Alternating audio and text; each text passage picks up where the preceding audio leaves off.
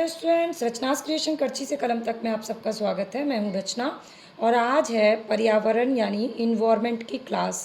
आज की क्लास का टॉपिक ऐसा है जो आपके प्री के एग्ज़ाम के लिए, मेंस के लिए और इंटरव्यू के लिए, किसी भी तरह के एग्ज़ाम के लिए और जनरल नॉलेज के लिए, सभी के लिए बहुत ज़रूरी है और कहीं भी इसे पूछा जा सकता है।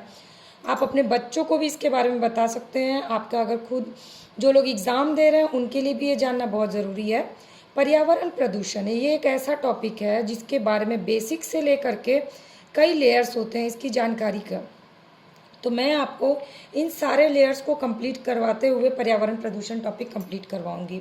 तो सबसे पहले मैं आपको बता दूं कि ये प्री की क्लास की सीरीज़ चल रही है। प्री की क्लास की 90 से ज़्यादा क्लास हो चुकी है, जिसकी लिंक मैंने डिस्क्रिप्शन बॉक्स में दी। आप चाहें तो फ्री ऑफ कॉस्ट सारी वीडियोज़ देख सकते हैं। और अगर किसी भी तरह की प्रारंभिक परीक्षा की तैयारी कर रहे हैं तो वीडियो सीरीज से ज़रूर जुड़े रहिए। तो सबसे पहले पर्यावरण प्रदूषण का पहले प्रकार देख लेते हैं, उसके बाद इससे रिलेटेड प्रारंभिक परीक्षा में क्या क्या इंपॉर्टेंट क्वेश्चन है वो मैं आपको बताती हूँ।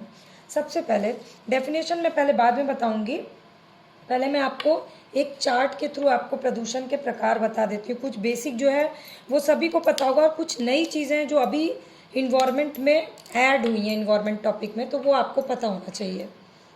इन्वायरमेंट से जुड़ी एक मेरी किताब है अद्यतन पर्यावरण, 500 पेज की किताब है। उसमें इस टॉपिक को मैंने काफ़ी डीप में कवर किया था। ये जो है ये प्रदूषण के प्रकार हैं जो मैं लिख रही हूँ, जिसमें से कुछ चीज़ें तो आप बेसिक आप सभी को पता होगा, लेकिन अब इसमें इतने नए क्वेश्चन बन गए हैं कि आपको जानना बहुत ज़रूरी है नए क्वेश्चंस के बारे में।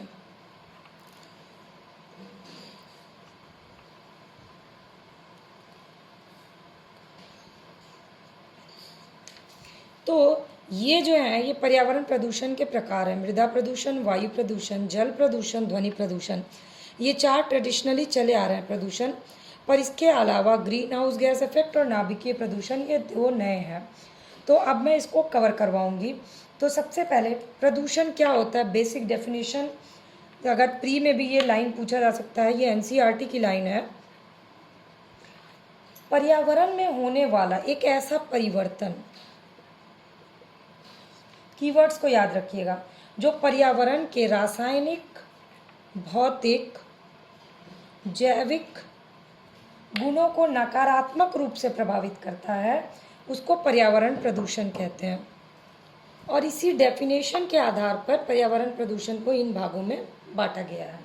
अब इन भागों से असली क्वेश्चन आते हैं आपके प्री के एग्ज़ाम में या फिर मेंस के एग्ज़ाम में। तो मैं आपको प्री का कवरेज कराती हूँ आज। तो सबसे पहला आता है आपका वायु प्रदूषण। वायु प्रदूषण के 4 कीवर्ड्स हैं जहाँ से क्वेश्चन पूछे जाते हैं। परिभाषा, उसके स्रोत, उसका प्रभाव और उसका नियंत्रण। तो वायु प्रदूषण गैसों का एक निश्चित अनुपात होता है और पर बाह्य पदार्थ या गैस के मिलने से ये अनुपात असंतुलित हो जाता है। मतलब हमारे वायु में हर गैस का एक अनुपात निश्चित है, चाहे ऑक्सीजन हो, चाहे नाइट्रोजन हो, चाहे कार्बन डाइऑक्साइड हो, सबका परसेंटेज फिक्स है। तो जब ये परसेंटेज ऊपर नीचे हो जाता है, यानी असंतुलित हो जाता है, तो क्या हो जाता है, एयर पॉल्यूशन यानी वायु प्रदूषण। अब वायु प्रदूषण के स्रोत क्या हैं, मैं आपको बहुत ही सिंपल भाषा में समझा रही हूँ ताकि आप लोग को समझ में भी आ जाए और आप प्री में क्वेश्चंस को गलत भी ना करें। वायु प्रदूषण के स्रोत क्या हैं, कार्बन मोनोऑक्साइड, यहाँ से क्वेश्चन आया हुआ है, carbon dioxide, sulphur dioxide, nitrogen oxide और औद्योगिकीकरण से उत्पन्न जो भी धुएं होते हैं, ये सब जो हैं वायु प्रदूषण के पहला कारण है। अभी इसके और भी कारण है, आपको बताती हूँ मैं। इसके बाद ताप विद्युत गृह में जो कोलाइड राख निकलता है। इसके अलावा परिवहन के साधनों से जो धुआं निकलता है, जिसमें होता है लेड और कार्बन के कण, ये है दूसरा कारण। यहाँ से क्वेश्चन बहुत अच्छे से पूछा गया डीपली, इसलिए मैं आपको बता रही हूँ। इसके बाद त्यौहार में या किसी भी फेस्टिवल में जो पटाखे जलाए जाते हैं, उससे जो गैस निकलती है वो होता है चौथा कारण। इसके बाद फ्रिज, एसी, इन सब से निकलता है गैस क्लोरोफ्लोरोकार्बन, CFC। ये ओजोन परत को नुकसान पहुंचाता है, ये होता है वायु प्रदूषण का चौथा कारण। पांचवा कारण बहुत ही इम्पोर्टेंट है। पांचवा कारण, जो कृषि की फसल होती है उसमें जो कीटनाशक का प्रयोग होता है, जैसे कि डीडीटी और बीएचसी, ये सब जो है वो वायु प्रदूषण करते हैं। इसके अलावा छठा कारण, फर्नीचर में जो स्प्रे या पेंट का प्रयोग होता है या पॉलिश का, वो जो है वो उसकी महक जो होती है वो वायु प्रदूषण करती है। तो वायु प्रदूषण का ये मुख्य 6 कारण है, जहाँ से ये एनसीईआरटी से कवर करके मैं बता रही हूँ आपको, और यहाँ से क्वेश्चन पूछे जाते हैं, तो आपको ये याद करना बहुत ज़रूरी है। अब वायु प्रदूषण के प्रभाव, तो प्रभाव में सबसे प्रमुख ओजोन, ओजोन स्तर। मैंने एक क्लास में आप लोग को ओजोन के बारे में पूरा बताया है, उसकी लिंक मैं डिस्क्रिप्शन बॉक्स में दे रही हूँ, क्योंकि ये इन्वायरमेंट का एक बहुत ही इम्पोर्टेंट टॉपिक है। तो पृथ्वी के धरातल से 20 से 35 किलोमीटर तक ओजोन का स्तर होता है, और ये सूर्य से जो आने वाली हानिकारक पराबैंगनी विकिरण होता है उसको रोक देता है। और इससे क्या होता है, अगर ये यहाँ तक हम लोग तक आ जाएगी तो हमें कैंसर हो जाएगा, मोतियाबिंद हो जाएगा। और ये जो है ओजोन लेयर हमको इन सब चीज़ों से बचाती है। लेकिन ये जो क्लोरोफ्लोरोकार्बन है, सीएफसी गैस है, ये ओजोन परत में छेद कर रही है, उसका क्षरण कर रही है। इसीलिए वायु प्रदूषण का सबसे कुप्रभाव किस पे पड़ता है, ओजोन परत पे। अब वायु प्रदूषण का नियंत्रण कैसे करना है, तो नियंत्रित किस तरह से किया जाता है, HCI और HF को जल और क्षारीय विलयन में घुला करके। ठीक है। दूसरा, सक्रिय चारकोल और सिलिका जल गैस और तरल अणुओं को अवशोषित करके। तीसरा, रासायनिक अभिक्रिया द्वारा। चौथा, गुरुत्वीय कार्य द्वारा सेटलिंग चैम्बर का प्रयोग करके। सेटलिंग चैम्बर, यहाँ से क्वेश्चन आप लोग के लिए बहुत इंपॉर्टेंट सेक्शन है ये। और इसके अलावा प्राकृतिक गैस का इस्तेमाल अगर किया जाए तो। अब ये तो हो गया नियंत्रण। इसके अलावा कुछ और क्वेश्चन है जो कि वायु प्रदूषण से पूछे जाते हैं, मैं आपको वो बताती हूँ। तो अम्ल वर्षा से क्वेश्चन आते हैं। जब वातावरण में उपस्थित SO2, SO3, NO या NO2, ये सब गैस वर्षा जल के साथ मिलकर जमीन पर H2SO4 यानी सल्फ्यूरिक अम्ल या HNO3 यानी नाइट्रिक अम्ल, सल्फ्यूरिक अम्ल और नाइट्रिक अम्ल के रूप में जब गिरती है तो ये हमारे लिए बहुत हानिकारक होती है, और इन्हीं को अम्ल वर्षा कहा जाता है। तो अम्ल वर्षा में बेसिकली कौन से 2 चीज़ें हैं, एक तो सल्फ्यूरिक अम्ल और दूसरा नाइट्रिक अम्ल, और यहाँ से क्वेश्चन पूछे जा चुके हैं। इसके बाद मिथाइल आइसोसाइनाइट यानी MIC, ये एक जहरीली गैस है। इसके रिसाव के कारण भोपाल में गैस कांड हुआ था। कब हुआ था, 3 दिसंबर 1984 को, जिसमें हज़ारों लोग मर गए थे और बहुत जनरेशन के बाद भी इसका इफेक्ट रहा है। तो भोपाल में जो गैस त्रासदी हुई इसमें कौन सी गैस थी, मिथाइल आइसोसाइनाइट MIC। ठीक है। तो ये हो गया वायु प्रदूषण से रिलेटेड प्री का पूरा सेक्शन कवर। अब चलते हैं जल प्रदूषण की तरफ, लेकिन उससे पहले आपको क्या करना है, वीडियो को लाइक करना है।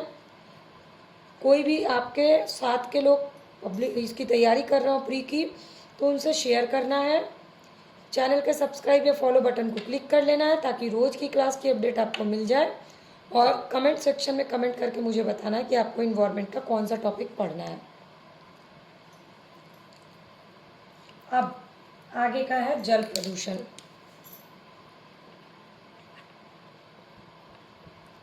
जल प्रदूषण के भी वही सारे कीवर्ड्स हैं। तो चलिए जल प्रदूषण को भी देखते हैं फटाफट। पहले तो इसकी परिभाषा देख लेते हैं। जब पानी में अवांछित पदार्थ मिल जाते हैं तो उसमें परिवर्तन हो जाता है और वो पानी क्या होता है, हमारे उपयोग लायक नहीं रह जाता है, तो वो हो जाता है जल प्रदूषण। अब जल प्रदूषण के मेन सोर्सेज क्या होते हैं, यानी स्रोत क्या होते हैं, जैसे कि घर से निकला हुआ गंदा पानी, उद्योगों से निकला हुआ गंदा पानी, अम्ल, क्षार, कीटनाशक और अलग अलग तरह की धातुओं का कचरा जो निकलता है, जैसे तांबा, जिंक, शीशा, ये सब का जो कचरा होता है वो। ये हो गया पहला स्रोत। दूसरा स्रोत, जो वाहन से, जब वाहनों की धुलाई होती है गाड़ियों की, तो उससे जो प्रदूषित जल निकलता है वो। तीसरा स्रोत, नदी में या किसी भी तरह के जलाशय में जो कपड़े धुले जाते हैं, क्योंकि कपड़ों की गंदगी से ज़्यादा जल प्रदूषण किससे होता है? साबुन और डिटर्जेंट में जो केमिकल्स होते हैं ना, उससे। चौथा, मरे हुए जंतुओं को, जीव जंतुओं को जब नदियों में डाल दिया जाता है तो उससे वो जल प्रदूषित हो जाता है। पांचवा, कृषि कार्य में जो उर्वरक प्रयोग होते हैं ना, वो जल प्रदूषण करते हैं, जैसे कि कीटनाशक का जो प्रयोग किया जाता है वो जब पानी में मिल जाते हैं। छठा, पेट्रोलियम पदार्थ का रिसाव जब हो जाता है, अक्सर समुद्र में होता है, समुद्री जल में पेट्रोलियम पदार्थ मिल जाते हैं तो पूरा जल प्रदूषित हो जाता है, जिससे कि जल जीव जो होते हैं ना वो मर जाते हैं। तो ये होता है जल प्रदूषण का स्रोत। जल प्रदूषण के बहुत ही बुरे प्रभाव ना सिर्फ हम पे पड़ते हैं, बल्कि पशु, पक्षी और जलीय जीव सब पे पड़ता है, क्योंकि हमारा शरीर भी 75% तो पानी से है। तो अगर हम प्रदूषित पानी पिएंगे तो हमारे शरीर पे भी इफेक्ट पड़ेगा। यही कारण है कि आज हम लोग पानी को खरीद के पीते हैं, साफ जल की इतनी कमी हो गई है। और अभी के टाइम में, जो अभी का टाइम चल रहा है, वायरस का समय, तो जल क्या हो रहा है, बहुत तेज़ी से खर्च हो रहा है। तो आने वाले दिनों में पानी की कमी का सामना हमको और ज़्यादा करना पड़ सकता है। अब हम देखते हैं कि जल प्रदूषण को नियंत्रण कैसे करना है। तो नियंत्रण के लिए सबसे पहला है, गंदे पानी को उपचारित किया जाए और उसके बाद ही उसको नदियों में छोड़ा जाए। मतलब फैक्ट्रीज से जो पानी निकलता है कचरा वाला, वो डायरेक्ट नदियों में ना डाला जाए। इसके बाद जो भी कचरा है वो सीधे नदी में ना डाला जाए। तीसरा, मरे हुए जीव जंतुओं को पानी में ना फेंका जाए। चौथा, जो भी पालतू पशु उनको पानी में नहलाने ना दिया जाए, जल मतलब नदी वदी में, क्योंकि नदी का उनके लिए एक अलग जलाशय रहे। पांचवा, जो भी वाहन है उनको धुलने के लिए, धुलने वाले पानी को नदी में प्रवाहित ना किया जाए। छठा, उर्वरक का प्रयोग जब भी हो तो सीमित मात्रा में हो। सातवां, प्रदूषण नियंत्रण कानून बनाया जाए। अब इसमें कानून से रिलेटेड क्वेश्चन पूछे गए हैं, जैसे कि पहला है बीओडी, जैविक ऑक्सीजन मांग। जैविक ऑक्सीजन मांग जल के इकाई आयतन में सूक्ष्म जीवों द्वारा जैविक ऑक्सीजन के लिए आवश्यक ऑक्सीजन की मात्रा जब मांगी गई तो उसको बोला गया बीओडी। और दूसरा है सीओडी, रासायनिक ऑक्सीजन मांग, यानी गंदे पानी में ऑक्सीजन के योग्य शुद्धि के मापन हेतु सीओडी का प्रयोग किया जाता है, और बीओडी की तुलना में सीओडी का मान ज़्यादा उच्च होता है। तो ये सीओडी और बीओडी से क्वेश्चन पूछे गए हैं और ये आपके लिए बहुत ही इम्पोर्टेंट है। ये हो गया जल प्रदूषण का बेसिक पूरे प्री का कवरेज। अब चलते हैं मृदा प्रदूषण। तो सबसे पहले इसकी भी परिभाषा, मिट्टी में जब अवांछनीय पदार्थ मिल जाते हैं जिससे इसकी उत्पादकता पर प्रभाव पड़ता है तो मिट्टी मतलब प्रदूषित हो चुकी है। अब इसके सोर्स क्या होते हैं, जैसे कि सोर्सेज में पहला आएगा आपका किसान, जो किसी की फसल में जो कीटनाशक प्रयोग करता है। आप सोचिए हर जगह हम लोग कीटनाशक से रिलेटेड कितना प्रभावित हो रहा है, चाहे वायु हो, चाहे जल हो, चाहे मिट्टी हो। उसमें फफूंद मारने की दवा होती है, कीड़ों को मारने की दवा होती है, रासायनिक उर्वरक होते हैं। ये सब क्या करते हैं, मिट्टी को प्रदूषित कर देते हैं। इसके अलावा उद्योग के कचरे, इसके अलावा अनुसंधान केंद्र, अस्पताल, सबसे ज़्यादा यहाँ से जो कचरा निकलता है उससे रेडियो एक्टिव पदार्थ होते हैं, वो मिट्टी को प्रभावित करते हैं। इसके अलावा डेयरी, सूअर पालन में से जो भी पदार्थ निकलते हैं, बचे हुए अवशिष्ट पदार्थ, वो मिट्टी को प्रदूषित कर देते हैं, जैसे कि मवेशियों का मल होता है वो सब। तो मिट्टी को प्रदूषित करने या फिर मिट्टी में चीज़ों को गंदी कचरा को गाड़ देना, खासकर इलेक्ट्रॉनिक कचरा, क्योंकि ये कभी मिट्टी में घुलता नहीं है। ये 5 कारण है मृदा प्रदूषण के स्रोत होते हैं। ठीक है, तो अब भाई इन 5 कारण को रोक दिया जाएगा तो मृदा प्रदूषण पे नियंत्रण हो जाएगा। सिंपल है, इसके लिए अलग से तो कोई वो है नहीं। अब देख लेते हैं हम लोग ध्वनि प्रदूषण। ध्वनि प्रदूषण सबसे सिंपल है, 50 से 60 डेसिबल। ये क्या है, ये जो है सामान्य व्यक्ति के लिए तीव्रता की ध्वनि का स्वरण इतना जो है ना वो सुनना के लिए उसके लिए उपयुक्त है। अगर इससे ज़्यादा वॉल्यूम होता है तो वो बर्दाश्त नहीं होता और इसी को ध्वनि प्रदूषण कहते हैं। अब इसके स्रोत क्या होते हैं? सबसे पहले तो हमारे आवागमन के साधन जो हैं उनका हॉर्न, रेल, वायुयान, उद्योग, फैक्ट्रीज में जो आवाज़ आती है, सड़क, फ्लाईओवर, जितने भी निर्माण कार्य होते हैं, और धार्मिक समारोह में, शादी विवाह में जो लाउड स्पीकर बजता है, ये सब क्या कारण है? ध्वनि प्रदूषण का। और इसका प्रभाव हमारे शरीर पे बहुत बुरी तरह से पड़ता है। तो ध्वनि प्रदूषण है मेरा आपके लिए पीटी के लिए इम्पोर्टेंट ये है। अब बचा नाभिकीय प्रदूषण। तो नाभिकीय प्रदूषण रेडियो एक्टिव पदार्थ से जो हानिकारक विकिरण निकलते हैं उनका उत्सर्जन होता है, तो जो भी जंतु हैं उनको नुकसान पहुंचाता है और इसको कहते हैं नाभिकीय प्रदूषण। तो बेसिक क्या है? विकिरण। अब इसके स्रोत क्या होते हैं? यूरेनियम, थोरियम, ये सब क्या है? खनन क्षेत्र, उनके उत्पादन से, परमाणु ऊर्जा, इसके द्वारा जो संयंत्र बनाए जाते हैं, ये सब नाभिकीय प्रदूषण करते हैं। इसके अलावा नाभिकीय रिएक्टर, नाभिकीय हथियार, जो भी परमाणु हथियार होते हैं जिनको छोड़ा जाता है उससे भी विकिरण होता है, तो नाभिकीय प्रदूषण होता है। लेकिन जो हो जाता है वो तो ठीक है, पर नाभिकीय प्रदूषण के प्रभाव जो है ना वो बहुत दूर तक जाते हैं, बहुत ज़्यादा प्रभावकारी होते हैं।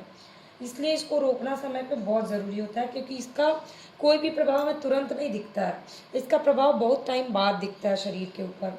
तो ये बहुत ज़्यादा खतरनाक होता है।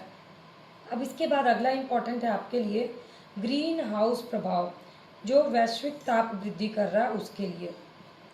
तो ये जो ग्रीन हाउस प्रभाव है ये एक अलग टॉपिक में हम इसको करेंगे, क्योंकि आज का 15 मिनट हो गया और ग्रीन हाउस गैस का प्रभाव जो है ना वो बहुत वास्ट टॉपिक है।